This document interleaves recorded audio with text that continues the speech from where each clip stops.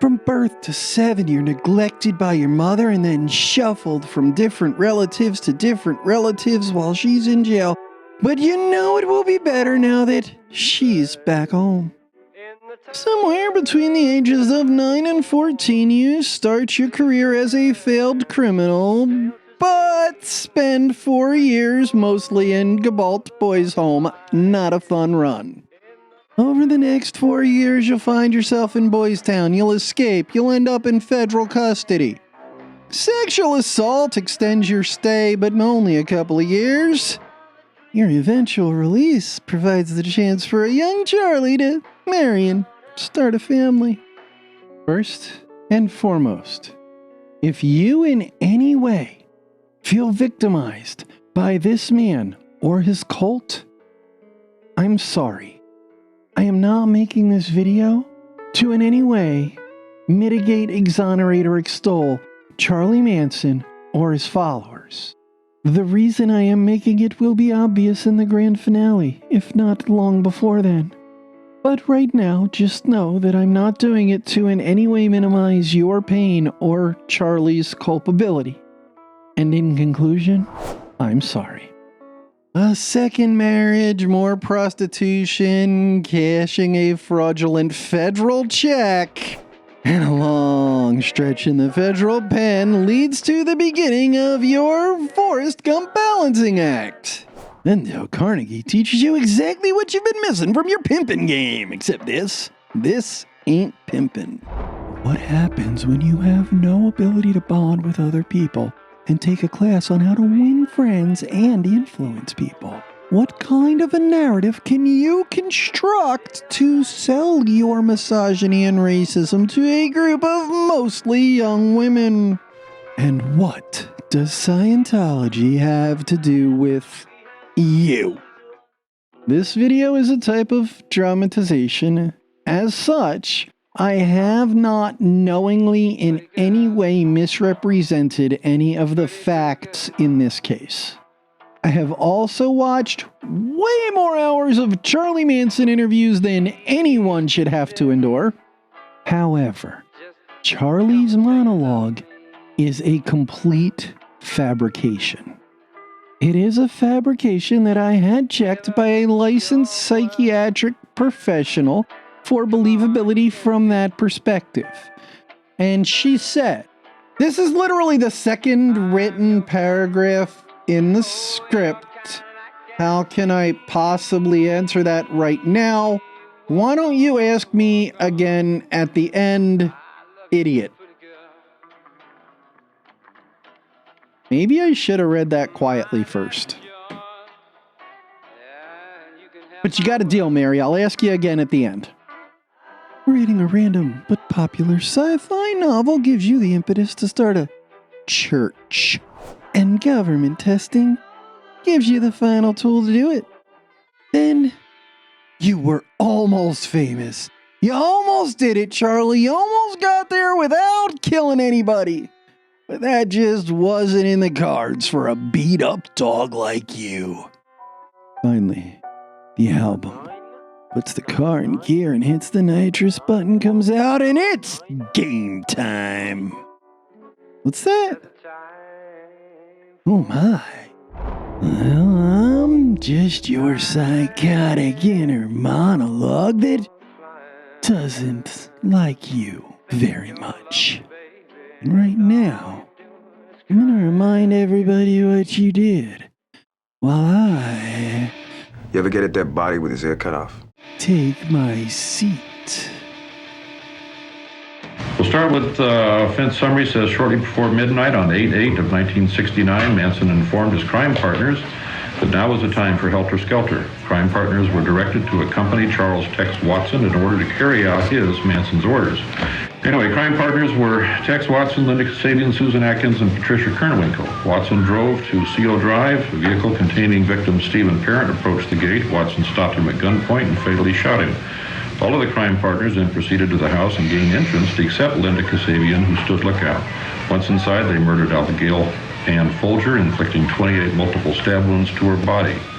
Wojciech Frykowski was killed by a gunshot wound to his back and multiple force trauma of blunt nature to his head. Sharon Tate Polanski, who was 8 months pregnant, was killed by multiple stab wounds. Jay Sebring was killed by multiple stab wounds. On 8/10 of 1969, Manson drove his crime partners to a location near the residence of Lino and Rosemary LaBianca. Manson entered the LaBianca home alone and at gunpoint tied up the victims. He impressed them that they would not be harmed and that a robbery was taking place. He then returned to the vehicle containing the crime partners and directed them to enter the residence and kill the occupants. Crime partners Charles Watson, Patricia Kernwinkle, Leslie Van Houten entered the residence and Manson drove away from the scene. Crime partners entered the residence and killed Lino LaBianca by inflicting stab wounds to his neck and abdomen and carved the word war on his stomach. Rosemary LaBianca was killed by multiple stab wounds to the neck and the trunk. At both the murder scenes, the crime partners used the blood of the victims to write words on the walls. The other count, murder first, count 1, case number 267861. On 7/26/1969, Manson with crime partners Bussolay, Atkins, Grogan, and Davis tortured Gary Hinman by severing a part of his right ear and causing a laceration to the left side of his face. Subject wanted Hinman to sign over his property. On 7/27/69, Hinman was killed by a stab wound through the heart, which was inflicted by Bussolay. That's a statement of facts, Mr. Manson. As they've been presented to you. That's correct. Yes, sir. Did you want to tell us your side of this? Yeah, I've been wanting to for years, but it just it wouldn't listen.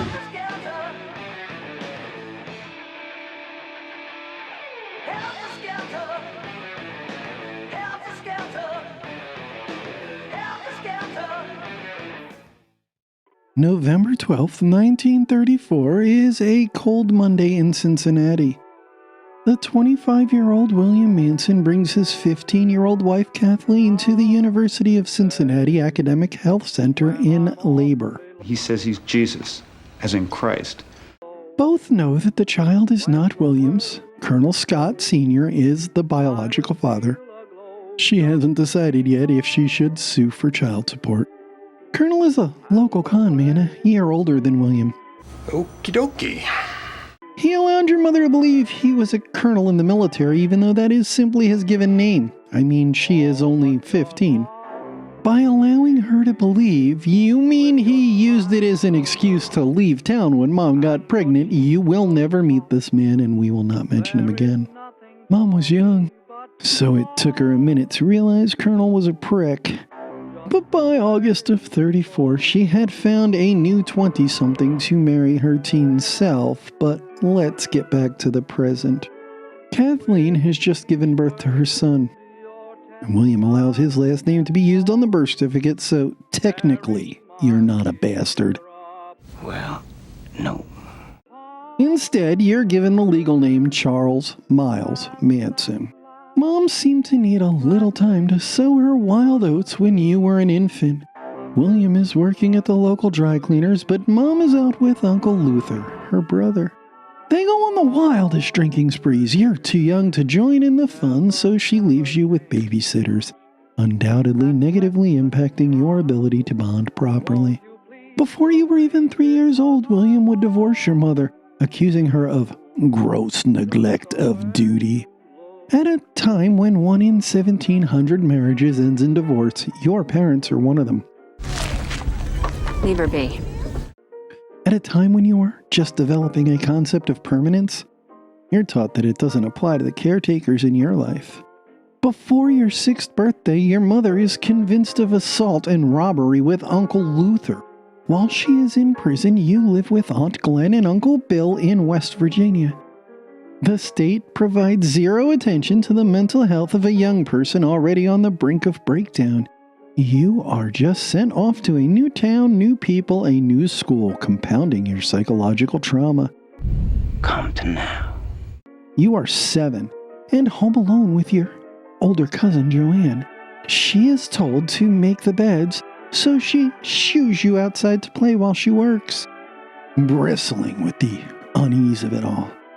The injustice, the unfairness. Who is this little girl to tell you where to play? And then you find a sharp sickle in the yard, a thought Bruce. Now, you will show Joanne who is boss. She can't push you around if you have this. So you take it back inside and shove it in her face. Because you're still 7. She pushes you out of the house and locks the screen door. Now she's done it. She has to know who the boss is. No little girl is going to boss Charles Manson around. You make short work of the screen door with the sickle and she runs to hide in the house. But your aunt and uncle return home before your 7-year-old plans can come to fruition, and the scene ends abruptly. I feel disposable. Before your 8th birthday, your mother is paroled and moves in with you. These few weeks are the happiest time of your life. A stable home in West Virginia, your mother with you and seemingly focused on you. She would move you and her both to Charleston from McMeekin. You stopped attending school because school is boring and no one was making you go. Mom got arrested for grand larceny but beat the charges. Shortly before your 9th birthday, Mom marries Woodson Cavender Jr. This is where it's interesting. In the town where I was born, Throughout your life, you tell everyone your criminal activities began at 9 or 10 with setting fire to your school. Joanne would probably disagree with that, as do the official records, which say you are admitted to the Gabalt School for Boys in 1947, making you 14, Charlie. Now, did you see how serious he took out that notepad? This time, corporal punishment is seen as not only right and natural, but necessary to the proper raising of children, so the priests beat the boys, and you're pretty sure they want all of you to be the best citizens ever based on the severity of the beatings. Come to now. But the beatings teach you that lesser people should be beaten into submission. So, you run away, living in any shelter available. You make your way home to Mom and spend Christmas with your aunt and uncle, and your mom takes you back to Gabalt, where the beatings continue until morale improves. In the 123 years it has existed, this boys' home has had 2 noteworthy inmates. Yourself and the lipstick killer. Look, death is just an illusion anyway. It's just a thought. Both of whom were there in the 1940s. This time you make it 10 months before running away again. Beaten, bruised, mentally damaged, you decide to take some food from a store, as almost anyone would. There's $100 in the cash box, you take it. You obtain lodgings on Skid Row and fill your stomach. You don't want to live like this forever. So you take the opportunity to find a straight job. Western Union takes a chance on you and makes you a messenger. The pay is low and theft is easy, but you're a bad criminal. You always get caught. So at 16, you're back in front of a judge, hoping to turn you around and put you right-wise like a good little Christian man. He sends you to Boys Town. Reports of other inmates pierce you with staff encouragement circulate, but you deny them. You claim it wouldn't even be possible. During this time, you figure out that nonsensical utterances and body movements can intimidate larger boys. Call it the insane game. The more you do it, the more you like it. In reality, you have figured out that making yourself seem different is a form of protection. After 17 failed escape attempts, you and 2 other boys finally make it out. The February cold in Indiana gives you the idea to head to California. So the 3 of you steal a car, rob a filling station, and head that way. You make it to Utah, where you are caught. And since you drove that car across state lines, instead of being a grand theft case in Indiana, it is a federal rap for driving the car across state lines. At the age of 18, you find yourself in Washington, D.C.'s National Training School for Boys. The tests say your IQ is above average, but you are illiterate and aggressively antisocial. The head shrinkers think they know how to deal with you.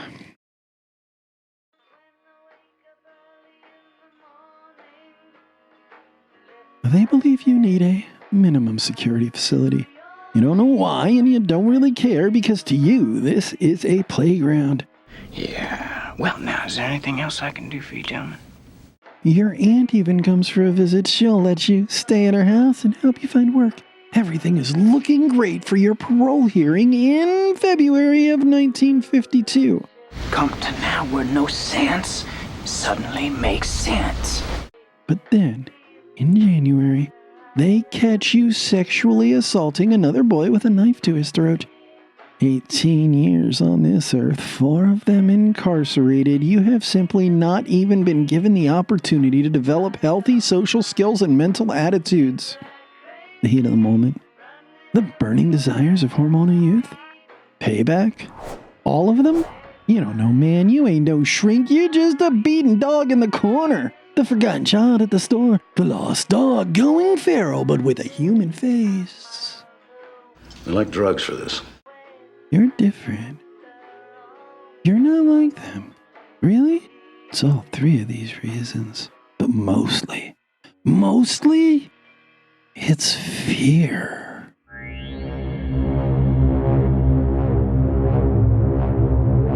Nothing you have tried on the outside has worked.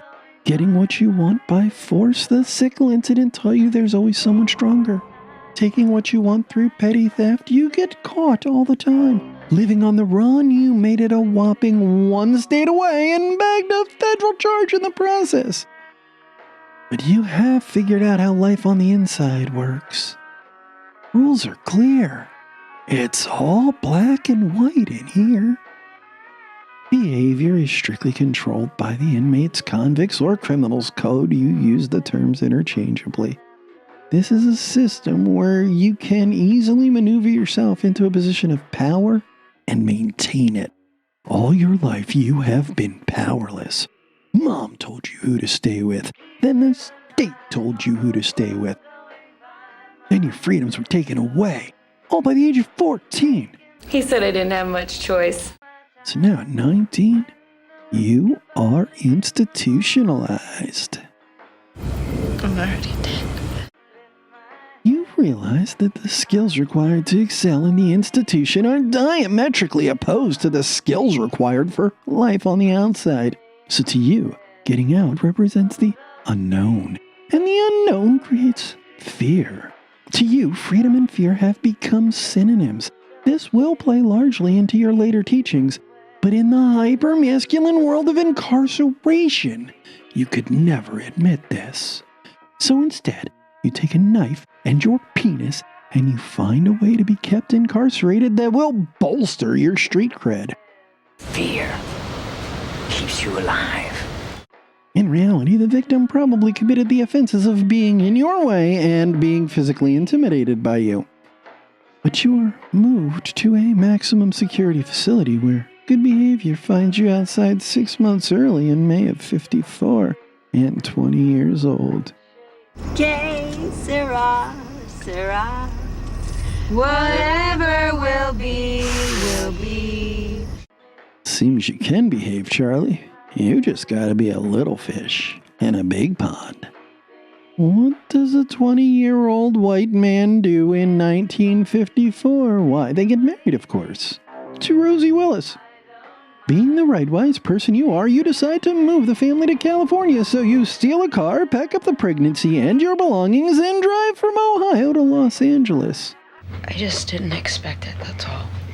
Remember Utah? Yeah, that again, but this time in California. This time the shrinks help you out. Their evaluation results in 5 years probation, which lasts less than a year until you are arrested for failure to appear on identical charges in Florida in March of 56. But now you're 21. It's time for the adult legal system. That means Terminal Island in Los Angeles. Your first hard time. Do you have any remorse? Rosie gives birth to your son. Your mother and wife move in together in L.A. Both visit you regularly. After the first year, Rosie stops coming, and Mom tells you that she is living with another man. Give me your knife. Just days before your parole hearing, you steal a car in an escape attempt. 5 more years of probation, which you don't really care about, and refusal of your parole, which was the idea all along. Yeah. Well, now, is there anything else I can do for you, gentlemen? And the man doesn't even see the pattern you're developing. Probably because he doesn't care. Nobody cares about Charlie. Except Charlie. But eventually, the sentence ends.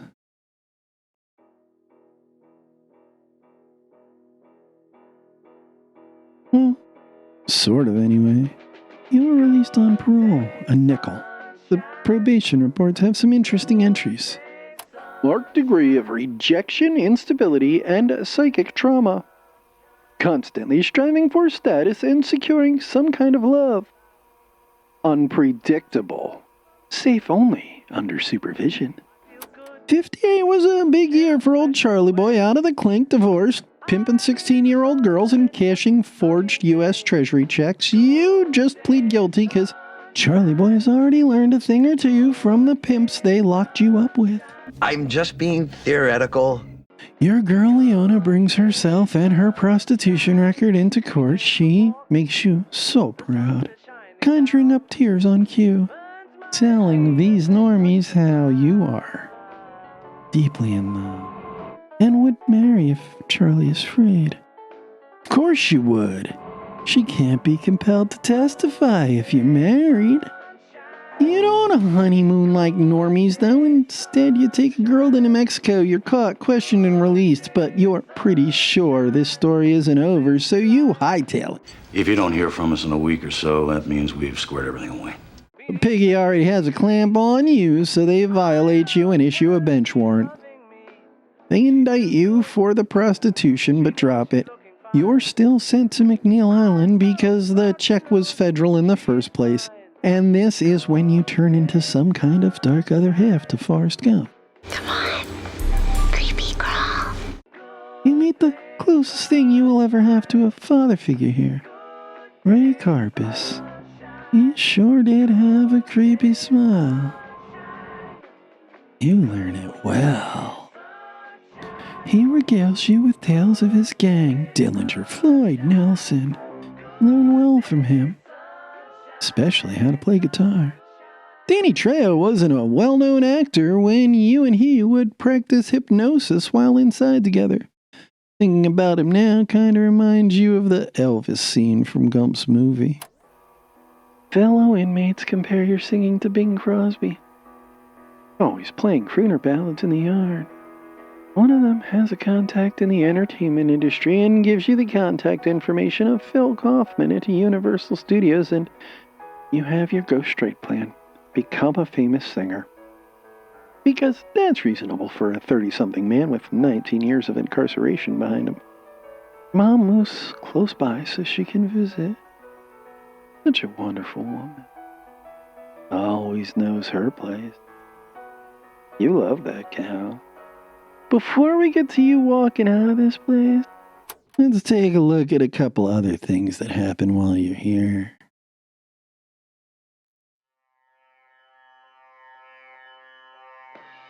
You've learned how to read because the federal prison system does offer some opportunities. There are several church services that you attend and learn about how to speak to a small audience. It's all sex and drugs with them. What do they expect? How to get and keep their attention. How and when to introduce the carrot and the stick in a sermon. There's no good, no evil. And there's this one class that really gets your gears turning. He's my personal savior.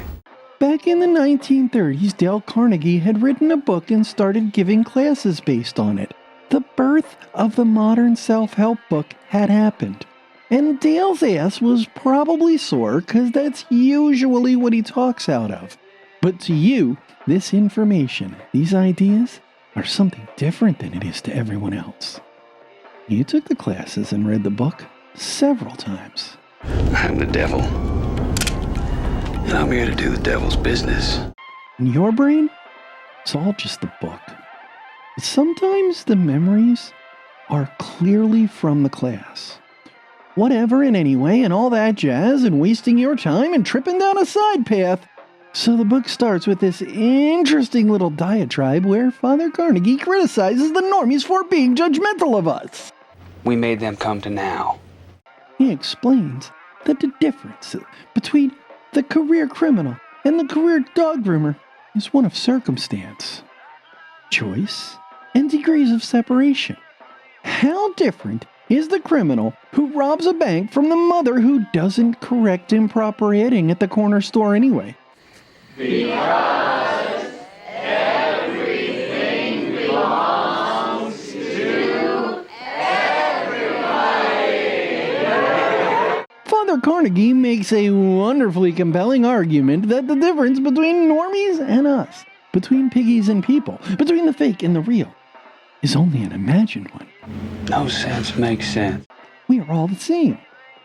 To you, this means that they can become like you. They can be brought to now like you. And you understand that in your hands, this book is an instruction manual on control and manipulation on a very large scale. In a nutshell, fundamental techniques in handling people. Or how to soften people up. Principle 1. Don't criticize, condemn, or complain. Make it sound like a compliment. Principle 2. Give honest, sincere appreciation. Make sure you consistently compliment people on the things they are insecure about. Principle 3. Arouse in the other person an eager want. Manufacture desire. In a nutshell, 6 ways to make people like you. Or how to get followers. Principle 1. Become genuinely interested in other people. This isn't hard. Stupidity can be fun. Principle 2. Smile. Time to grow time from behind you. The illusion has been just a dream. Principle 3. Remember that a person's name is to that person the sweetest and most important sound in any language. What if I give them a whole new name? Principle 4. Be a good listener. Encourage others to talk about themselves. Principle 5. Talk in terms of the other person's interests. Realizing that the cash box was a symbol of authority of sorts, I gave the box to Rose and explained that I might not be able to keep the money straight and that if she took care of it, I'd feel better.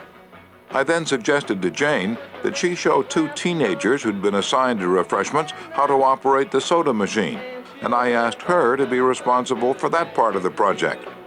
The evening was very enjoyable, with Rose happily counting the money, Jane supervising the teenagers, and me enjoying the concert. Principle 6. Make the other person feel important, and do it sincerely. Focus the conversation on them and how important they are. In a nutshell, win people to your way of thinking. Or how to completely indoctrinate people. Principle 1. The only way to get the best of an argument is to avoid it. Principle 2. Show respect for the other person's opinions. Never say, "You're wrong." Principle 3. If you are wrong, admit it quickly and emphatically. Don't argue with them. Agree with them, but change it. Get them to tell you they are wrong.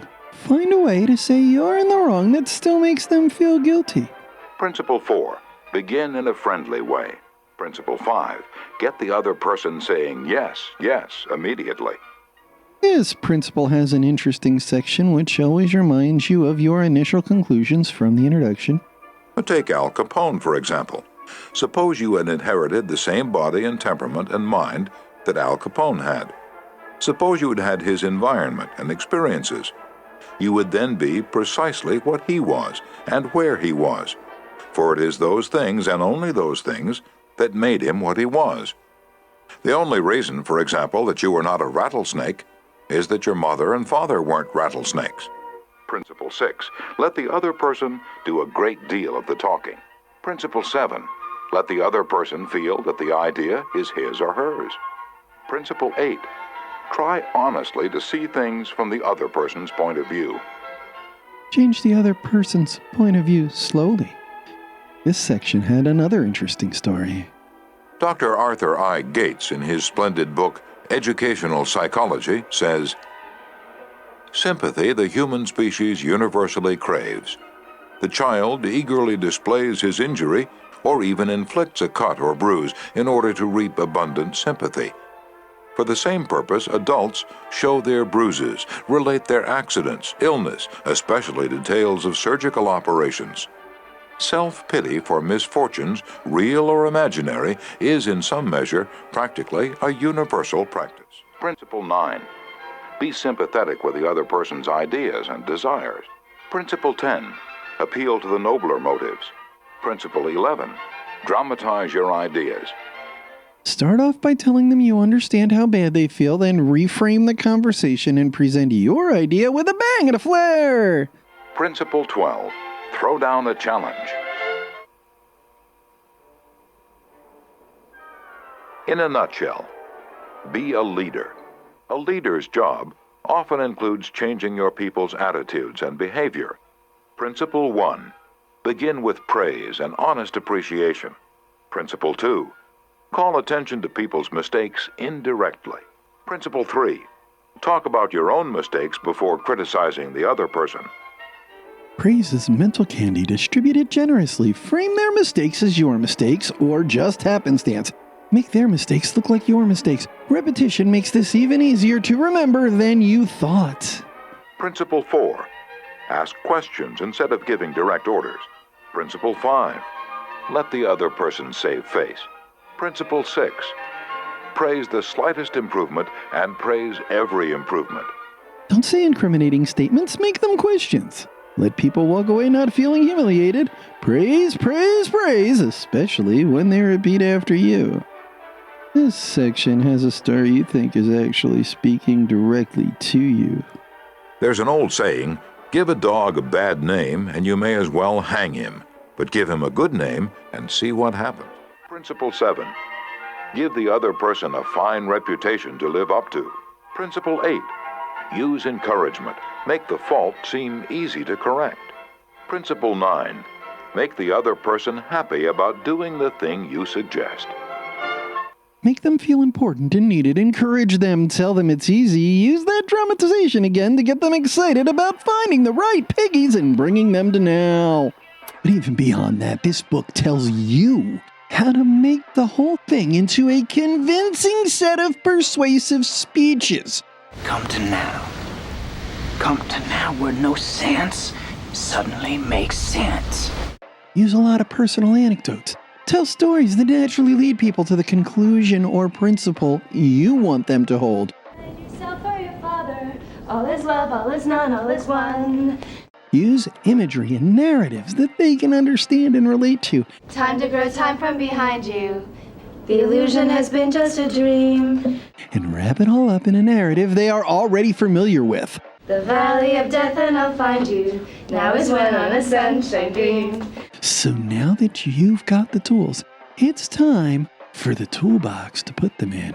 So bring all the young confessions, for their life will surely be no cloak to fear of hunger. You can see, you can see, you can see. The narrative. Obviously, you will include Christian imagery. There are far too many Christians in this country not to. But you need something more. Something that plays off your normie plan better.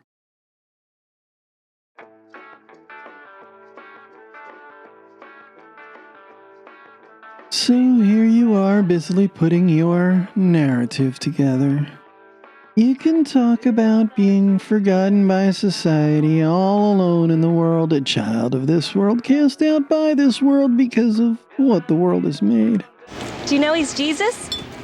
The early chapters have almost written themselves. No father, an alcoholic criminal for a mother, more years in the state's custody than in your mother's or your own. He says he's Jesus, as in Christ. All the horrible stories of all the horrible things that happened to you on the inside, ripe for the picking. You program your followers to do it for you. Real or imagined doesn't even matter. The only thing that matters is that fancy word that Carnegie's people taught you, verisimilitude. Will they buy it? We're not talking about Rhodes Scholars here. Yeah, that you're in. You learned from Scientology that you need an in. A problem to solve, a thing you can make better for or about the person. Welcome to the family. You learned from Carnegie that you should talk about your failures first, and everyone really is just like good old Charlie. They just don't know it yet. Time to bring them to now. So, that's a good hook on your line, but what about the bait? You're looking for the bait. You've got some rough ideas, and you got your bad guys already too, the piggies. They keep lifting up the blackie, keep lifting up the woman. Those piggies need to be taken down. Oh, it'll have some type of apocalyptic theme to it. Something like Revelation. Shit, why not just use Revelation? Well, parts of it anyway. But that doesn't bring everything to full circle. And then this happens. Early in 1966, John gave an interview to Maureen Cleave, do you remember her? At the Evening Standard, in which he made a chance remark saying, the Beatles are more popular than Jesus Christ. If it had said television is more popular than Jesus, I might have got away with it. But as I just happened to be talking to a friend, I used the word Beatles as a... Sure, it pissed everybody off. The truth has a great way of doing that. And you have the rest of your story. The Beatles are talking to you. You aren't a prophet of the Lord. You are the Lord. You are a prophet of the Beatles. I thought he was Jesus. Yeah, Charlie, you're a real Renaissance man. So here you are, Jesus Christ, a prophet of the Beatles, bringing news that the end is nigh. But this time Armageddon is a race war and the blacks win, but they won't be able to handle it. So your family emerges from the desert, ready to rule the black man. Sometimes, Charlie, even you think this is a little twisted. That doesn't stop March 21st, 1967 from getting here. You face release. Again, the fear is crippling. Even with 2 plans in your pocket and the tools to achieve them both, you fear the real world. You ask them to keep you incarcerated. When they refuse, you tell them you will be back. And next time, they won't let you out. Look, bitch, I have no mercy for you. Charlie, if there's one thing you have always been right about, it's that you are a failure. You're a criminal who gets caught and makes dumb decisions that make his punishment way worse than it should be. Charlie, you know that is all you are.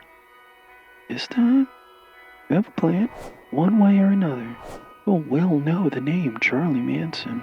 So you're let out into the streets of LA, but the story continues about a month later in Berkeley. I like to imagine that at least once you and Steve Jobs pissed on the same tree while you were drunk in Berkeley, separated only by time, but anyway, let's continue your story.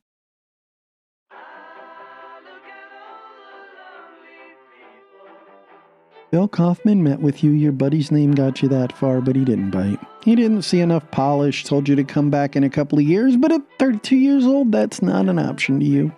It has also become apparent to you that the world you were released into is not the world you were locked away from. California in 1958 has almost as much to do with California in 1968 as the surface of the moon has to do with the color of your cat's hair.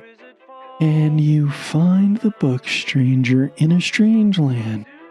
The main character, Valentine Michael Smith, a human raised on Mars, is the lone survivor of a Martian invasion. You know how that feels. I mean, your world is still there. You can see it. You can almost reach out and touch it. But you can't enter it. So, it may as well be gone. And here you stand alone in this world that doesn't make any sense. No sense makes sense. No sense makes sense. No sense makes sense. Valentine has some special talents from being raised on Mars. Telekinesis and healing, like your special talent of seeing people for what they are. Your special talent of being real and pointing out the fake. Your special talent of bringing people to now. We made them come to now. You've already gotten a couple of followers. Right now it's under the auspice of being a famous music group. And sure, you're going to try that, but you already know it won't work. You're Charlie, and Charlie is a failure. So you build the group. Just like you are never going to, Valentine becomes a celebrity because of his special talents. Then Valentine starts his religion, the Church of All Worlds, and challenges established social norms. This part, you will do with your followers. You already know this. You have already started talking about Helter Skelter, but you don't call it that yet. It doesn't have a name, so you use the biblical Armageddon. Over in Berkeley, you are introduced to Roger Smith, the federal probation officer in Berkeley. He works out of the free medical clinic, where they are also experimenting with the effects of LSD and meth on the counterculture. So you and your followers sign up promptly and begin taking the government's drugs. Somehow, during this process, you learn that this is a shortcut to hypnosis. If you can dose someone with this, you can literally control what they see, hear, and feel. All you have to do is tell your story while they start to trip, and they will live it. You now have everything you need to take a group of this world's children and turn them into you.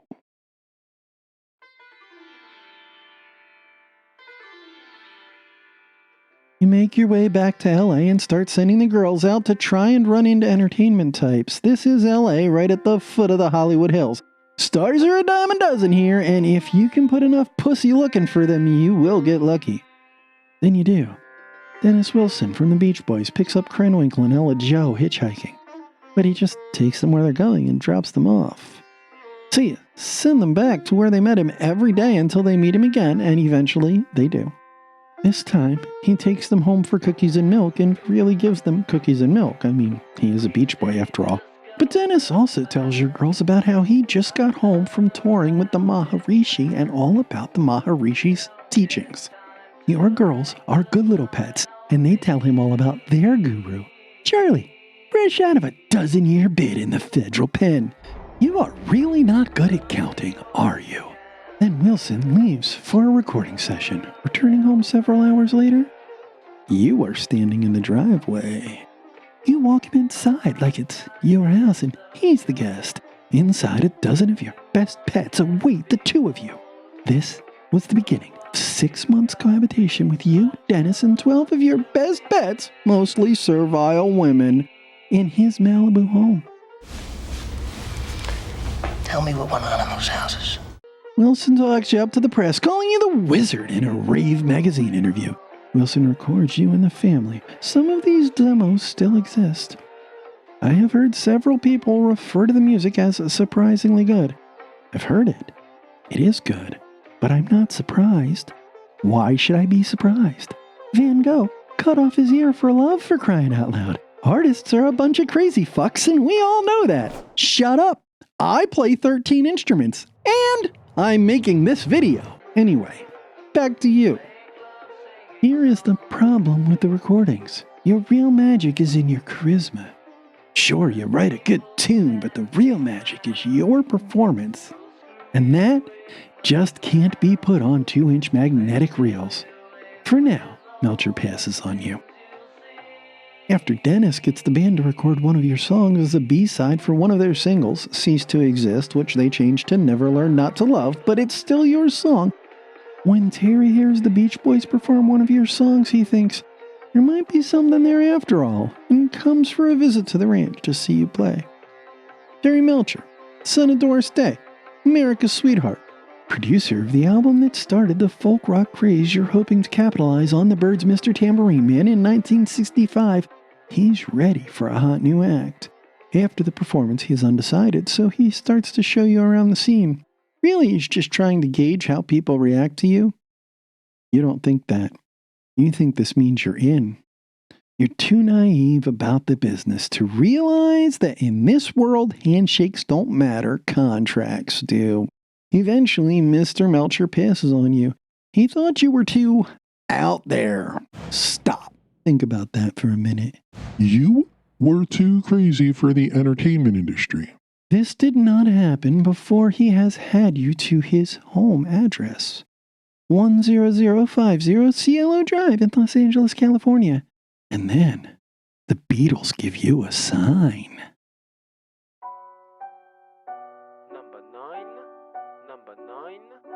November 22nd, 1968, the Beatles released the White Album. And it is the message you've been waiting for. There's an abstract modern art piece of a composition called Revolution 9, which you are convinced references Revelation 9. And the fifth angel sounded, and I saw a star fall from heaven onto the earth, and to him was given the key of the bottomless pit. And he opened the bottomless pit, and there arose a smoke out of the pit as the smoke of a great furnace. And the sun and the air were dark by reason of the smoke of the pit. And there came out of the smoke locusts upon the earth, and unto them was given power, as the scorpions of the earth have power. You start hunting for the bottomless pit in Death Valley. How fortuitous that it is located in Death Valley, just like the ranch of one of your children's grandmothers. This is the sign the race war is getting ready to start. Some of your followers are tasked with roaming around LA and stocking up on the things you'll need during the hunting time: cars, drugs, dune buggies, money, supplies. Some of your followers are in Death Valley looking for the entrance to the bottomless pit mentioned in Revelation 9. You move back and forth between the groups, but spend more time in the desert. There's also a cut on this album named Helter Skelter. You are convinced this is about the race war. The Beatles have named the race war. It will be called Helter Skelter. Probably because you don't know that a Helter Skelter is a sliding board, dumbass.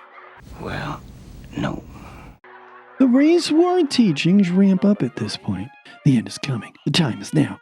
Get ready, get to the desert, and wait for the entrance to the bottomless pit to be revealed. Wow. What a trip. I mean, to taste death yet give life. The LSD trips, with you leading the way, increase in frequency and intensity. New members are coerced into homosexual encounters during these sessions, and you direct all the sex. Nobody touches another person without your permission, and nobody refuses once you've given a direction. Look, I don't understand what's happening. This is a puppet show, and you are the puppet master. Almost a year goes by like this. Then, August 8th, 1969. Send 3 of your ladies a text to 10050 Cielo Drive, where they brutally murder Sharon Tate, Jay Sebring, Wojciech Wykowski, and Abigail Folger. Sharon was 8.5 months pregnant, making it 5 murders. Come on! The news is on in the trailer!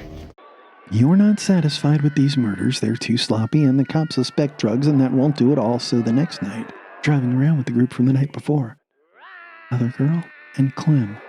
You tell them to stop at 3301 Waverly Drive, but it's just a random house with signs of habitation. You go in and tie the people up, then instruct Tex on what to do and tell the girls from last night to do what Tex says. And you leave them there to find their own way back to the ranch when they're done.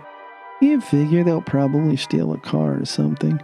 You stole a wallet that you hide in a filling station restroom in the black part of town before heading out for a night on the beach, and that's where you stop being Charlie and I wrap this story up.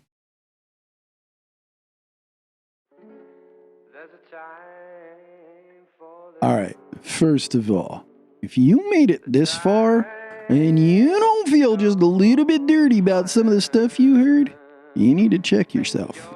Charlie was deeply misogynistic and deeply racist. If I was going to convincingly step into his head, I had to write them that way. If this openly disturbed you, good. But if these flew by and you didn't take notice or didn't feel dirty at all about them, you need to check yourself, bro. I'm not going into the drama that followed the actual murders because, to me, the interesting part to exploring this story that's been explored millions of times already was the perspective of Charlie's psyche, because I haven't seen that one done before. And there's really nothing left there to explore, except for confirmation of things I've already stated. Remember, I'm not a psychiatric professional, but I did stay at a Quality Inn last night while I had one read the script. It is as accurate a portrayal as I can imagine, given what I know of Charles Manson. as I transition into this next part, I want to remind both myself and the viewers that when I am talking about interventions at a specific point in Charlie's life, I am well aware of when I am talking about and what the state of mental health care for the poor was in the U.S. at that time. Which means that I am well aware that had these interventions happened, it probably would not have been any better, very likely may have been worse for Charlie, even if better for society. Honestly though, dude, if you're poor, it's really not that much better in the US today for mental health care for children. The mental health system for poor people in the US in 2024 is absolutely atrocious. And it is creating the next Charlie Manson right now. Well, Kathleen was leaving Charlie with babysitters to go out drinking with Uncle Luther.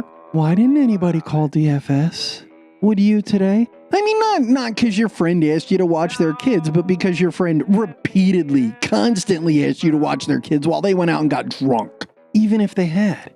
Even if you do today, what are the chances that child's going to get a psychological eval? Slim to none.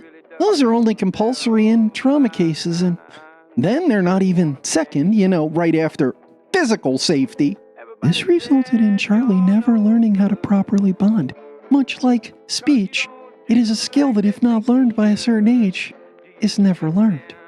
And that is a huge contributing factor to his dark triad. When Charlie's mother was jailed and he was shuffled off to a new family in a new town with a new school, why wasn't he given a full state-paid court-ordered psychological evaluation and state-paid follow-up care prescribed by the person conducting that evaluation? Better yet, why don't we do that in 2024 when the custodial parent of a child is arrested and expected to be in jail more than a couple hours to overnight? When Charlie went to Gabalt, it was on a court order. Why would a court remove a child from their home, their parents, their environment, place them in a new home, a new environment with new custodians, and not provide a full psychological eval and follow-up care for that child? Doesn't make any sense. Didn't even make sense in the 1940s, let alone in 2024.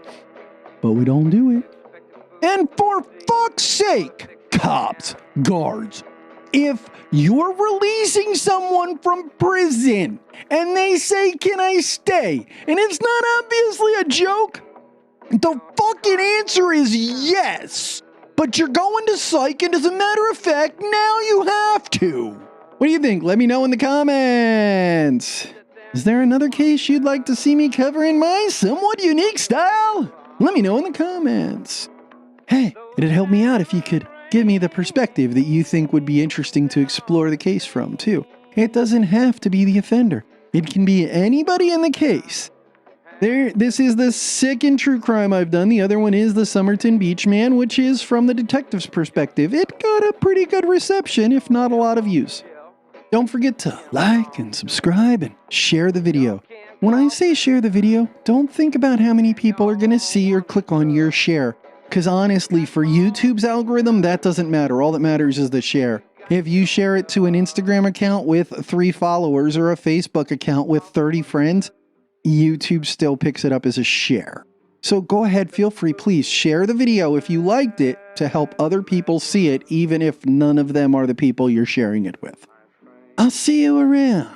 But right now, let me play for you what I actually based this script around. Not on, around. It can't be based on it because my script is based on facts, and this is not based on facts in any way. But here is Charlie Manson's description of the crimes from his 1997 parole hearing. And I'll see ya. I've been wanting to for years, but it just it wouldn't listen. Okay, this is your opportunity if you want to tell us, as long as you don't take too long, because we're not, we haven't got all day. There we go. See, how long is the episode would be to squeeze it down in words. We're talking about 25, 30 years here. That's not very easy to say in a few minutes. I understand that. I just want you to do the best you can. Yeah, well, the more confusion that people have piled on me with lies and deceit and ambition and all the greedy little things that they play their dollar bills for comes back to the penitentiary that I've been in since I was a little kid. So I look at everything from a child's perspective because I'm still 10 years old, because I've still been up underneath the authority of the father since I was a little 10-year-old kid, because when my mother got out of prison, she brought me over and let me loose with the monks in the Irish Catholic Church. I escaped there at 13 years old, and I burglarized a lot of things, and I went through a lot of hell coming to California to get to the situation that we're in here now. My grandmother was a First World War witch out of Kentucky with a long rifle. My Uncle Jess gave me a knife and taught me how to use it. They gave me guns and taught me how to use them.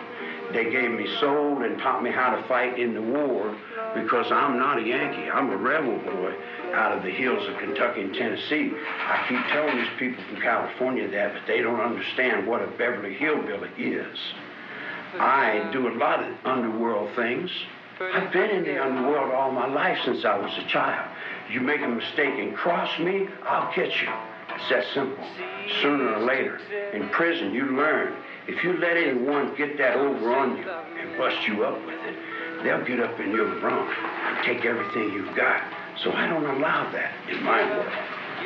So I'm underneath the basement. I've got Barry Goldwater's picture on my mirror. The United States of America all the way. I'll fight and die for God and country that quick. But then it comes down to where I'm not good enough for some reason to be on the Ho Min Chin Trail with the Viet Cong, fighting for liberations, the peace movement, or whose lost children are we helping here at the bottom of this pile of whatever we call this? You know, we got all piled on top of ourselves with thousands and thousands of rules. I get out of prison for a minute and meet the angels of L.A. L.A.'s Angel Town. Back in the back, that's where we get down. You up in the front talking about money, honey. I'm back in the back up in the crack. She knows me well. I'm on soul. My Linda Bell is angel to these monks that just took their heads in San Diego because they're way behind time, underwater. We're dead in that nuclear submarine coming back from China with Ronnie Reagan riding wheelchairs on fire out through the paratroopers in Arizona highways. Our Father who art in heaven, hallowed be thy name. That's my daddy too, you know. But then you keep coming back and telling me I'm less than an American because I don't, and I've already whipped everybody 3 times. I don't have any problems with anybody. You got me on PC, won't accept my word. I was Judge Older. He was Charles Manson. I'm Judge Older. I'm a tiger, man. In the zoo in San Diego, I ride a motorcycle. I ride a motorcycle in L.A., a bunch of stray Satans call themselves devils, say they're get down, say they got the money over on another edge of town. They got the Beach Boys tied up in their contracts.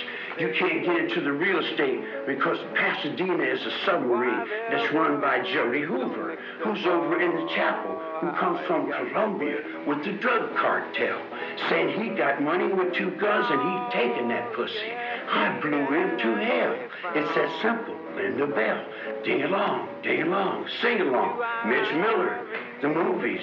I'm Bing Crosby, hard as a hobo, loves to roam in fields of clover. I'm Gene Autry. I'm all those guys. I'm in other children. I'm down a wave or 2 up underneath you. What you're doing, you're over flying with the eagles and the fathers of great lands, but I'm king on other wings and baddest motherfucker that ever did live. I'm terrible. Adolf Hitler was a little biology girl in the class over there at the University of Southern California. That's where the big eagles fly. Yeah, I know, Fort MacArthur. I know Fort MacArthur. Chain of command. I understand. Are you responsible for these murders? Responsible for life itself. If God were to wink one Greek Apollo through the sky, and those satellites, I've been watching them ever since Termaliza, in the diamond mines of, what's his name, Jomo Kenyatta, Malma, Remember him? I was in prison with him. You expect to see, you expect the fool to see what a fix he's in.